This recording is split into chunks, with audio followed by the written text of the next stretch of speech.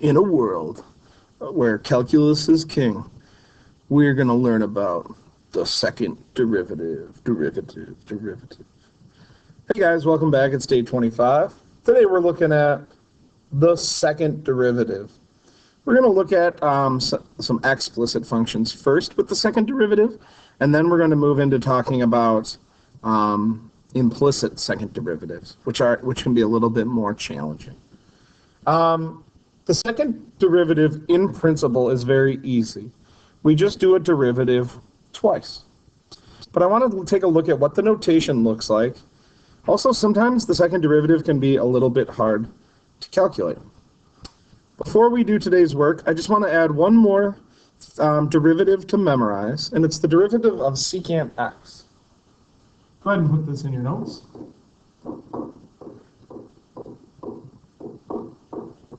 The derivative of secant of x is always secant x tan x.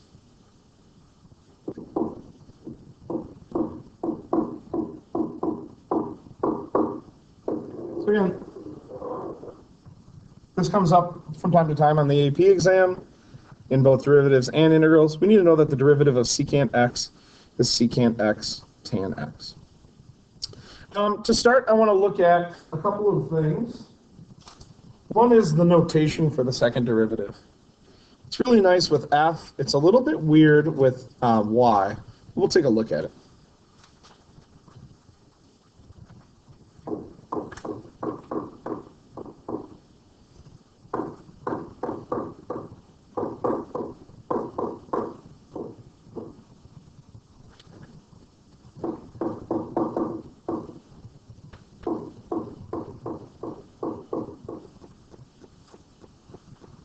Okay, so taking a look here, I said f of x is, we're going to start with a nice simple polynomial. F of x is 5x cubed plus 2x squared minus 6. And I want you to find f double prime of x. Right? This notation here, when I have two marks,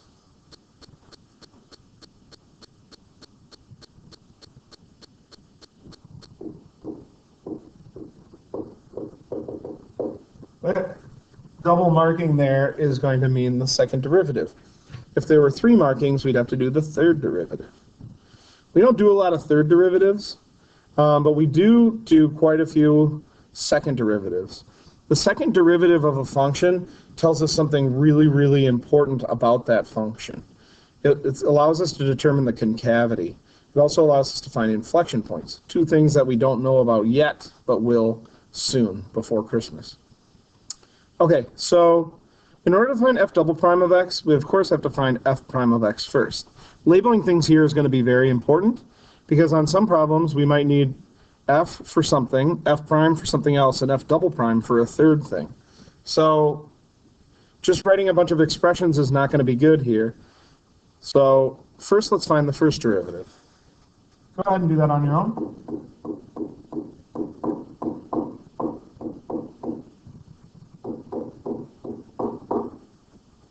Okay, and we should very easily find that f prime of x equals 15x squared plus 4x. Nothing but just regular power rule here. Now to find the second derivative, I'm just going to do the derivative of the derivative, right? The derivative of the first derivative will be the second derivative. But I'm just going to make sure I label it f prime prime of x.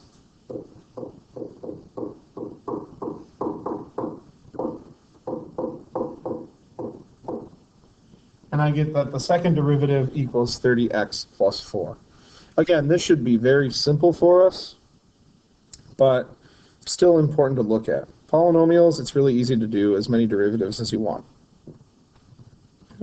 Let's try another one.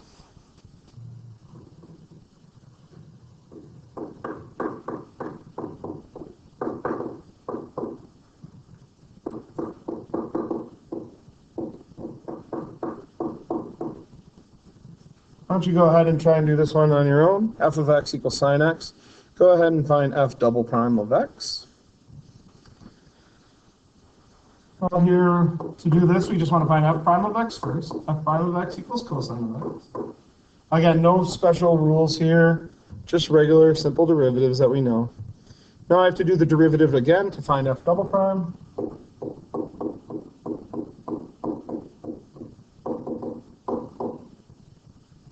So the second derivative of sine of x is negative sine of x. Again, pretty simple. But second derivatives can become a little bit dicier.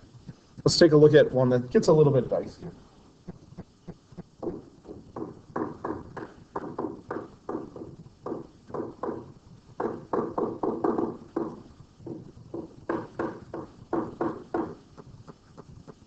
So if f of x equals tangent of x, we want to find f double prime of x. Why don't you pause it, see if you can get this one solved. Just note, it'll be a little bit more difficult than the previous two problems. Okay, we're back. The first thing I have to do is find f prime of x, which is something I should have memorized. F prime of x equals secant squared x. What makes this more challenging is I now need to use the chain rule to solve for f double prime of x.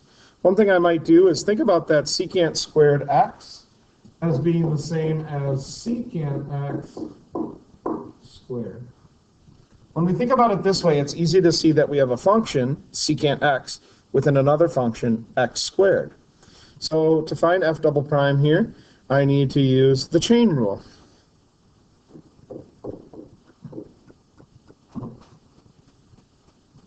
I tried to put f double prime, but it kind of looks like f prime weirdly. Let's fix that. F double prime of x. Chain rule says I do the derivative of the outside with respect to the inside times the derivative of the inside.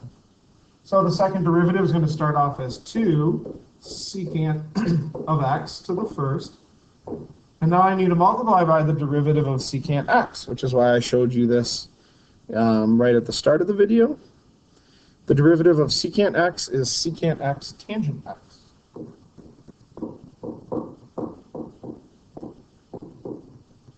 Okay, putting this all together, I have 2 times secant x times tangent x.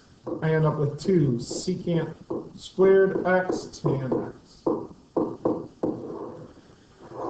It's a nice simplified form of f double prime of x. Let's try one more before we look at implicit.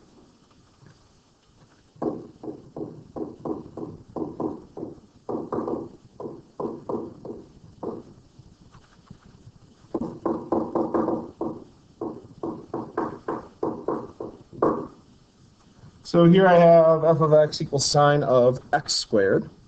Well, now my first derivative is going to have a chain rule to it. And then I'm going to have to do the derivative again to get my second derivative. Go ahead and pause the video and find f prime of x. This part we need to do very accurately. Okay, we're back. Here's what f prime looks like. I do the derivative of the outside, which is cosine, with respect to the inside. And then I multiply in the chain rule by the derivative of the inside. Cleaning this up, I end up with 2x cosine of x squared. So I needed to use the chain rule to get my first derivative. But what about my second derivative? Well, I'm still going to use the chain rule, but I'm also using the product rule now. I have a function, 2x, times another function, cosine of x squared. 2x is nice and normal. Cosine of x squared is going to have a chain rule component to it. So we can see as doing more derivatives, sometimes they can get a little bit ugly and a little bit difficult. So let's try it, f double prime. So this is my first function, this is my second function. I just got to be careful when I have to do the derivative of the second, I'm going to need to apply the chain rule. But I need to follow the structure of the product rule. So I'm going to do the derivative of the first. The derivative of 2x is 2 times the second, cosine of x squared. Nothing too bad there, just derivative of the first times the second. Plus the first, 2x, times the derivative of the second. Well, the derivative of the second is going to be a chain rule. So I do the derivative of the outside with respect to the inside times the derivative of the inside. Now, cleaning this up, I saw some people on the test, they were combining this 2x, this negative, this 2x, and this 2. We can't do that, right? We just want to clean up the stuff that is multiplied together. 2 cosine of x squared we can leave alone. That's already simplified. This now I have a 2 times a negative 1, sorry, a 2x times a negative 1 times a 2x. That's going to make a grand total of negative 4x squared sine of x squared. So as we can see here, doing second derivatives can be really, really easy, or it can get a little bit difficult. We might have to use more and more rules as we keep going on. And again, if I asked you to find the third derivative here, well, now I'd have a chain rule in that first one, and I'd have a product rule, chain rule combo in the second. We could do it, it's just going to be difficult. Okay, let's talk about the notation when we use y. Let me do one example.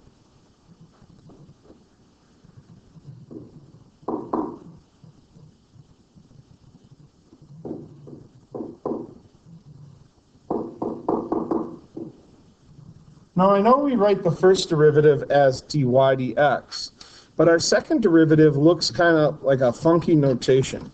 Here's what it looks like.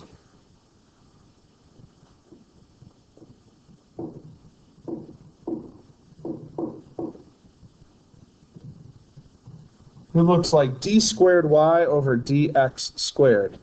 Notice in the top it's the d that is squared, in the bottom it's the x that is squared. What this is saying is we are doing two derivatives of y, and we're doing it with respect to x both times. That's why the d squared is squared on top and the x is squared on the bottom. It's weird notation, but when we see that, we just know it means second derivative. Well, in order to do the second derivative, I have to do the first derivative. So I'll say dy dx equals negative sine of x. That's the first derivative. Now we do the derivative again. The derivative of dy dx is that weird notation, d squared y over dx squared. And I have to do the second derivative of negative sine. Well, the derivative of sine is cosine, so the derivative of negative sine is negative cosine of x.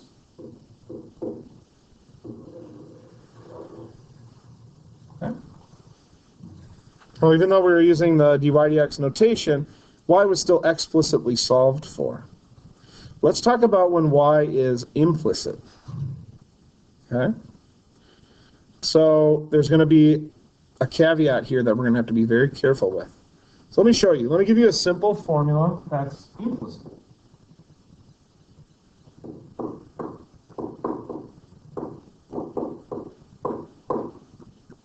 Here's what they'll say on the exam. They'll say, find the second derivative in terms of x and y. They'll say, find the second derivative in terms of x and y. So, what do we do? Well, the first thing we have to do is find dy dx. Now, we're used to doing that. We just have to do implicit differentiation. X is our normal, y is we multiply on dy dx. So let's go ahead and find the first derivative.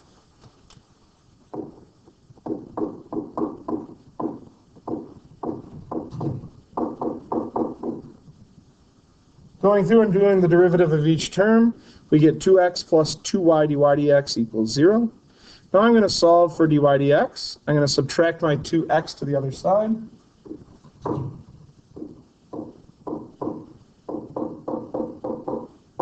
And then I'm going to divide both sides by 2y.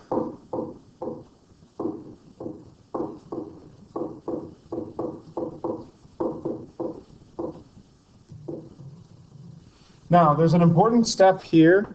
When we are finding the second derivative, we want to make sure that our first derivative is as simplified as possible.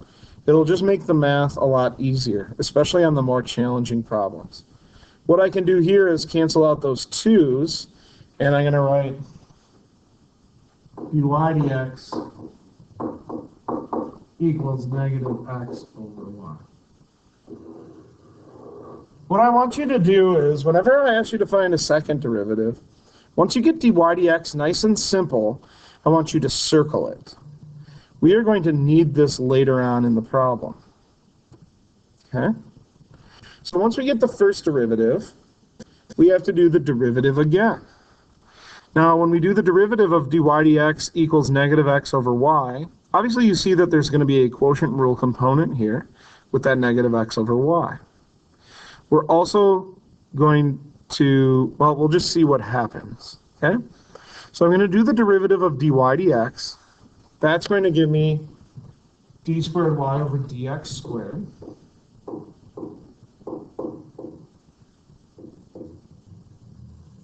Now I have to do the quotient rule here. The quotient rule says I do the derivative of the top times the bottom minus the top times the derivative of the bottom over the bottom squared. But it's still implicit, so every time I do a derivative of y, I need to tack on dy dx. So the derivative of the top is negative 1 times the bottom is y. I'm just going to write that as negative y. You could also write negative 1y, but you don't need to do that. That's the derivative of the top times the bottom. Now I have to do minus the top negative x times the derivative of the bottom. The derivative of y is dy dx. And that's all over the bottom function squared. Now there's not a lot to clean up here, but I do want to get rid of that minus minus and call it plus. So I'm going to say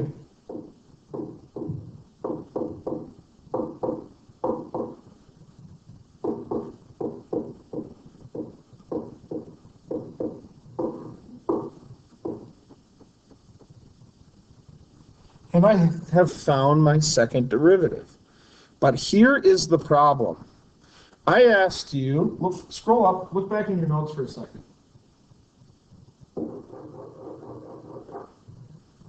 I asked you to find the second derivative in terms of x and y. Right now, we have solved the second derivative in terms of x and y and dy dx. That's a problem. I can't leave this as my final answer. It won't get credit. But here's the nice thing. I already know what dy dx equals.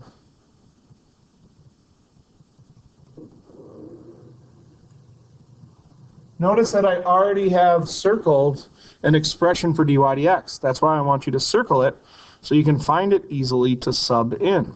So what we're going to do is we're going to substitute in for dy dx. We're going to substitute in negative x over y. So it's going to look like this.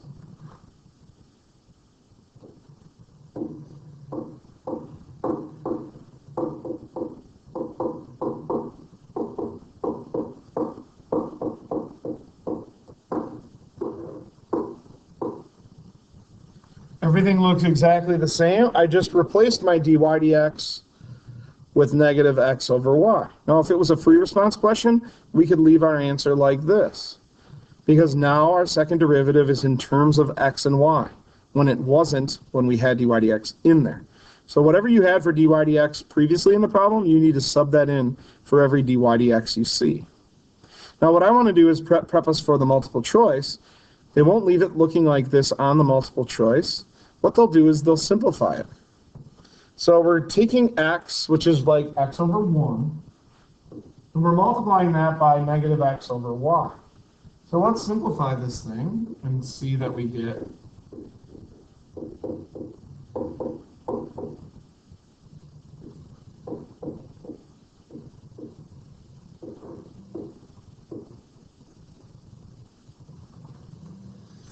Now notice that plus changed to a minus because our derivative was negative, right? We had x over 1 times negative x over y. The x's on top multiply to make x squared. 1 times y makes y on the bottom. But once again, this isn't as simplified as they would put it on the exam. We can go through and fix that fraction within a fraction by multiplying all the terms by y, top and bottom, and it'll look like this.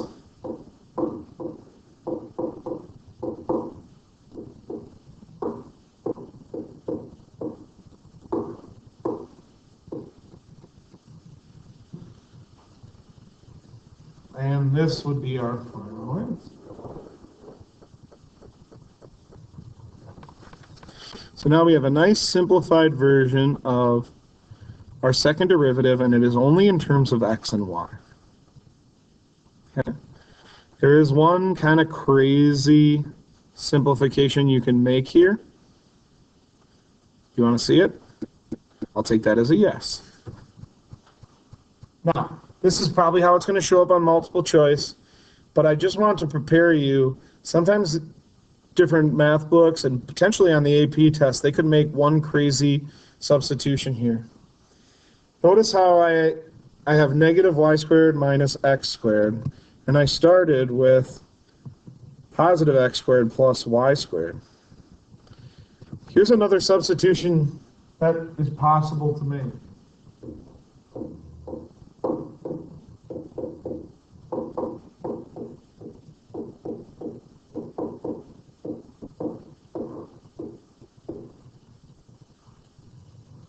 What is x squared plus y squared equal to according to this problem?